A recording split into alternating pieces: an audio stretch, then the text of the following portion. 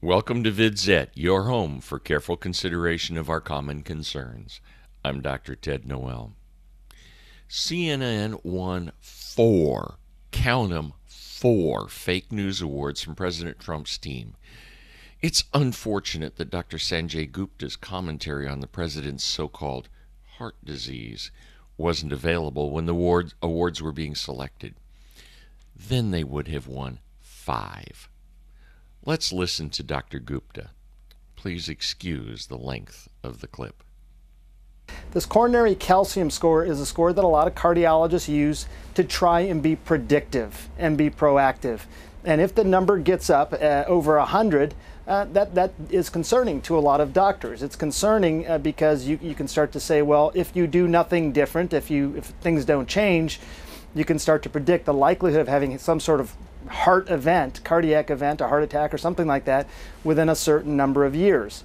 And you see the trajectory of President Trump's numbers, no doubt, and I think Dr. Jackson alluded to this, because of his diet and because of his lack of exercise, that would be part of the reason those numbers have likely gone up.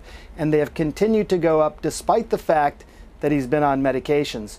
So the president has heart disease. Those numbers qualify him for having heart disease, and it clearly needs a plan to try and prevent some sort of heart problem down the road. Notice that Dr. Gupta declared the president has heart disease. Had he actually spent time reviewing how certain tests are properly used, he wouldn't have been able to say that. On the other hand, I consulted with the former chief of cardiology at a major metropolitan medical center in preparing this report. President Trump is 71 years old. You expect calcium in his coronary arteries at this age. In fact, his coronary calcium score is right on the average for his age. But we don't know where that calcium is, and that makes a huge difference. If it's all in one spot, that means something very different from a little bit here and a little bit there. But my source, who I chose to be my personal cardiologist because I had worked with him for years and knew him to be outstanding, notes that at age 71, there's no reason to even look at a calcium score. It's only a screening test. And if your score is over 2,000, remember, 2,000, and Trump's is only 133, there's still a 13% chance that you don't have any coronary disease. So Gupta's statement that Trump has cardiac disease is coming from either an idiot or a liar. You pick. All the calcium score tells you is that you need a functional test. And what's that? A stress test. And you may want to add an echocardiogram, but at age 71 you should do those anyway. So there's no point in looking at a calcium score. At age 65 I had both, just like the president. And just like the president, mine were normal. What does this mean? A normal stress test in a 71-year-old male means that the president has very low risk of any sort of cardiac event for the next 2 years. But Gupta got all excited about risk factor modification. Let's get real. If his lifestyle has worked for Donald Trump for 71 years and he's at low risk, what does he really need to change? There's very little chance that he will develop coronary disease. And what about the things that they're recommending? Diet and exercise? Give me a break.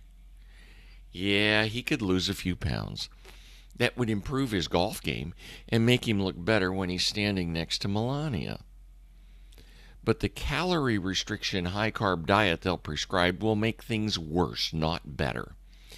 As I said in my video, your government is out to kill you. There's a better way, and Dr. Jason Fung has proved it. You may also enjoy The Big Fat Surprise by Nina Teacoltz. In short, the only thing wrong with Donald Trump's cheeseburgers is the bun. He should get rid of it. One other part of this problem is that they are pushing statins on him.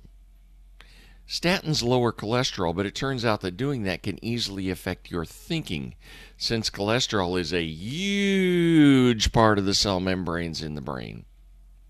We should also recall that all those studies showing that lowering cholesterol is good for you seem to ignore all the bad things that the drugs do. In short, if the president just gave up carbs, he'd lose weight and wouldn't have any need for statins. So what's really going on here? We have a neurosurgeon who works for a network that wants to destroy the president, giving a message that matches the left's party line. He couldn't be bothered to do his homework and discover that the president's doctor is right. Trump's heart is in great shape. And while we're at it, let's look at that other thing, the echocardiogram. Echocardiography lets us get a view of how the heart muscle and valves work. Trump's echo was, drumroll please, normal.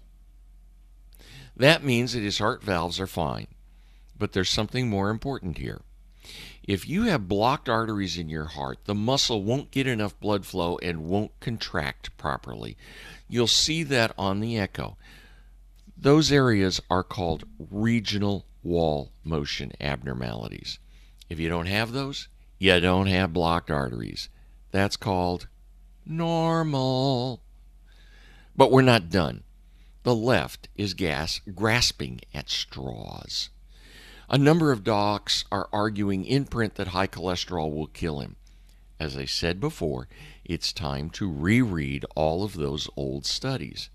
And for the rest of us, read The Big Fat Surprise. The actual data simply does not support those claims. A researcher named Ansel Keys simply lied about a host of studies and managed to get his views established as the gospel truth. Only now are we starting to learn why Eskimos and the Maasai were able to live for millennia on very high-fat diets with zero heart disease, zero cancer, zero high blood pressure, zero obesity, or any of our other modern health problems. By the way, the first recorded heart attack was in 1912, after we started shifting to more carbs in our diet. Let's wrap this up. Donald Trump is in excellent health. Frankly, the only diet change he should make is to dump the buns from his cheeseburgers, and he should dump those statins with them. Dr. Sanjay Gupta should go back to neurosurgery, a field where he is respected. But don't count on that happening. CNN likes his way of presenting lies about Trump's health. So all we can really do is to laugh at them on Inauguration Day in 2024 when President Trump watches Mike Pence take the oath of office. Please remember to support VidZet on Patreon, like us on Facebook, and follow @VidZet on Twitter. I'm Dr. Ted Noel. Thanks for listening.